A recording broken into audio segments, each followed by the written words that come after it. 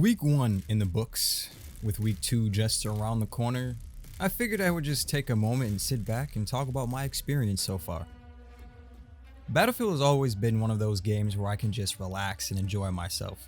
Sure, it's competitive, sure, it's action-packed, but it never feels like the soul-draining grind you get from most shooters these days. I'm looking at you, Call of Duty. This year, DICE and EA are gearing up to drop yet another Battlefield title. And after the last one, 2042, which I put over 200 hours into, I was skeptical at first. Very skeptical. Later in this video, we'll dive into why. But after playing week 1 of the beta, a good chunk of the skepticism is gone. Not all of it, but enough to keep me hooked.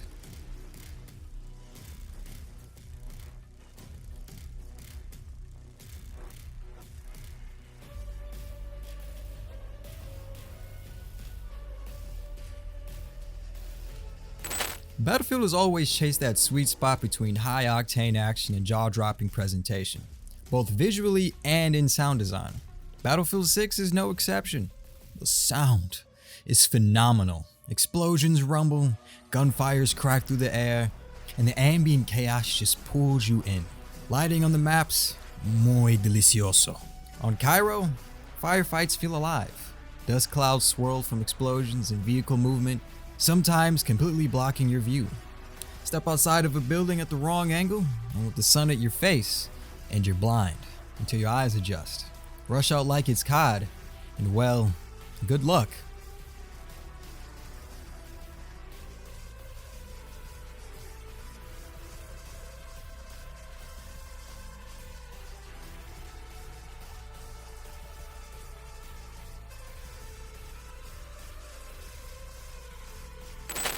Weapon selection in the beta so far was solid.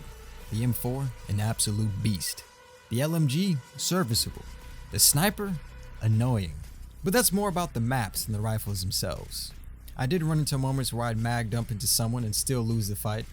It could be hit reg issues, it could be weapon tuning. At first I just chalked it up to me needing to get used to the gunplay. But after 3 days, it was still happening. And then I switched to the M4 and those problems almost vanished. Outside of that, the guns feel responsive and satisfying for a beta build.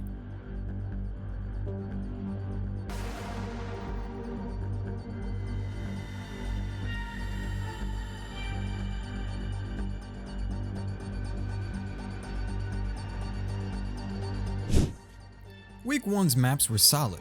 Cairo, urban chaos at its best. Battles erupt between piles of rubble and collapsed buildings. No air support, so you're safe from constant strikes, but tanks? Yeah, they'll still ruin your day. And then there's the Iberian Offensive. Winding streets, moderate elevation, it's great for infantry and light vehicles, somewhat the same as Cairo. And then there's my personally least favorite, Liberation Peak, or as I like to call it, Sniper's Valley. It's massive open terrain, mountains, and more snipers than should legally be allowed. Vehicles and air combat shine here if you can survive long enough. To enjoy it, that is. But for the most part, the game is pretty good.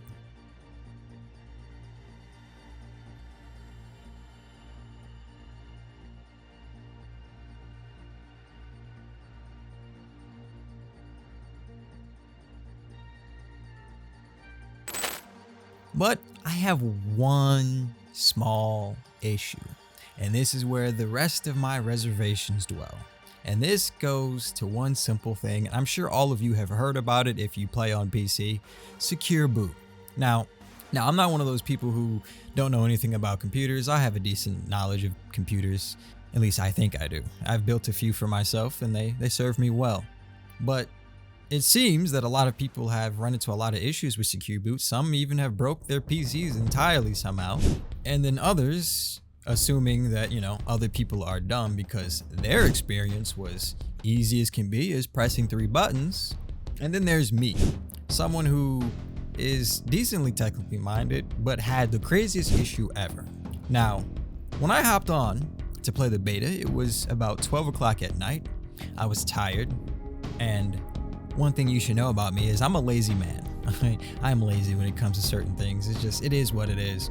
And when I clicked on Battlefield, something popped up called Secure Boots. You need to activate Secure Boot. And I was confused, so I just took a picture of that, thinking it was something wrong with the game. I'm like, what do you know? Another Battlefield title is gonna break my PC. I whip out my phone, take a picture, send it to ChatGPT, and it tells me what to do. And I'm just sitting here like, really? I've got to go into my BIOS just to play a beta? Are you serious? Now, some people will be like, bro, it's just 3 buttons. But those people probably have pre-built systems with Windows 11 installed, okay? I'm technically minded, but I'm a lazy individual. I don't like going into my BIOS all the time, okay? I only do it to boost my computer's performance or when I'm installing something or updating something like my BIOS. And I don't do that often. Fast forward to me in my BIOS after spamming the delete button a billion times. My BIOS loads. I notice that I can't switch to Secure Boot because my BIOS is loaded in legacy/UEFI. Or is it UFIE? I don't know. It's a BIOS, you guys know what it is. So I have to switch from that, the hybrid, to UFIE. Is it UFIE or one of y'all, let me look it up real quick. I'm getting tired of saying this shit wrong, you know what I'm saying? Feel me?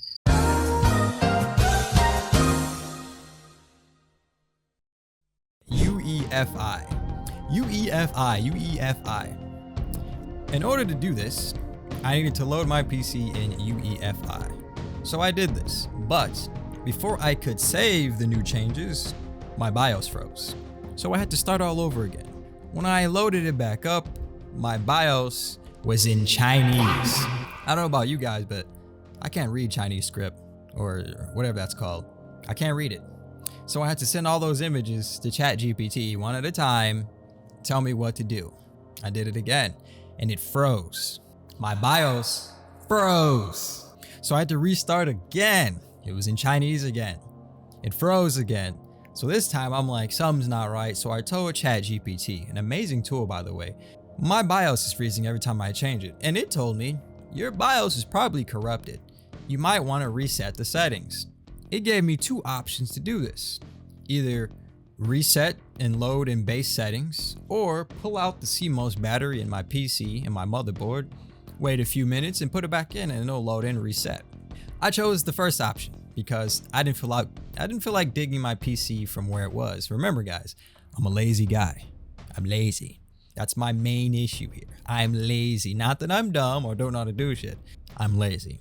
So after spending an hour trying to get the first method to work, because it still freezes even when you do the first method, I finally just resolved to, get up off my butt and take my PC out and take out the CMOS battery. But in order to do that, because I was an idiot when I set the setup, I had to remove half of my PC desk to get my PC out from where it was, which is what I did not want to do at 2 in the morning, 1 hour before the beta drops. So I did that, loaded everything up. My BIOS was reset back to where it was. No Chinese script, problem solved. Loaded the game up, Secure Boot is working, we're good to go. But that was too much stuff to do just to play a beta. Now, I know there's some people out there that didn't have that issue. They just completely broke their PCs. I don't know how you guys managed to do that. If your computer was loaded in legacy and, the only option was to switch your partitions to, I forgot what the base one was, to GPT, and you somehow messed it up, I don't know what to tell you, but I've even seen people with some like newer graphics cards. They got ancient motherboards. This is why I come down to tell people, like, when you're upgrading your PC, you got to upgrade all of it. Don't just upgrade the graphics card, upgrade the processor, upgrade the motherboard. As time goes on, new systems are made, new technology comes out, old shit doesn't work. If console players got to get new consoles, PC people got to get new parts. And that's what I was telling a lot of people in these TikTok comments that were complaining about it. My only issue, like I said, is I'm lazy, and I just looked at EA and Battlefield like, do you have any idea how many people out there are just as lazy as me and don't want to do this just to play a game? Especially a beta. A beta. Like, okay, I understand if I paid for it, but a beta, come on, man. Come on, man. It's 3 in the morning. I'm trying to play the game and go to bed. But as a message to all my fellow PC gamers out there, don't be lazy like me. Well, I'm not lazy in that regard. I upgrade my shit. So my PC is upgraded. Upgrade your systems, guys. You need to start doing that now, or you won't be able to play any of these newer games, especially these shooters, these unoptimized shooters. You better have new stuff. You playing old stuff with these new unoptimized games, you're gonna brick your whole system. It happened to me with 2042, which I believe is the source of all my problems.